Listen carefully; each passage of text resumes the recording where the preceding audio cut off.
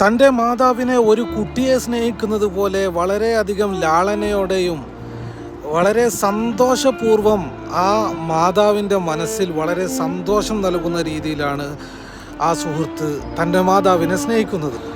നമ്മൾ നമ്മളെ മാതാപിതാക്കളെ വളരെയധികം സ്നേഹിക്കേണ്ടതുണ്ട്. അവർ വയസ്സാകുന്ന സമയത്ത് അവർ നമ്മളെ ചെറുപ്പത്തിൽ എങ്ങനെയാണോ നമ്മളെ പോറ്റിയത്, അല്ലെങ്കിൽ നമ്മളെ ചെറുപ്പത്തിൽ നമുക്ക് വേണ്ടി എന്തൊക്കെയാണോ കഷ്ടപ്പെട്ടിട്ടുള്ളത്, എങ്ങനെയൊക്കെ കഷ്ടപ്പെട്ടിട്ടുണ്ടോ അത് എല്ലാം നമ്മൾ തീർച്ചയായിട്ടും ആലോചിക്കുകയും അതിന് പകരമായി നമുക്ക് ഒരിക്കലും തന്നെ ഒന്നും കൊടുക്കാൻ സാധിക്കുകയില്ല എങ്കിലും, ആ കടം നമുക്കൊരിക്കലും വീട്ടാൻ സാധിക്കുകയില്ല എങ്കിലും, എപ്പോഴും നമ്മൾ നമ്മുടെ മാതാപിതാക്കളെ മാക്സിമം സന്തോഷിപ്പിച്ചുകൊണ്ടേയിരിക്കുക.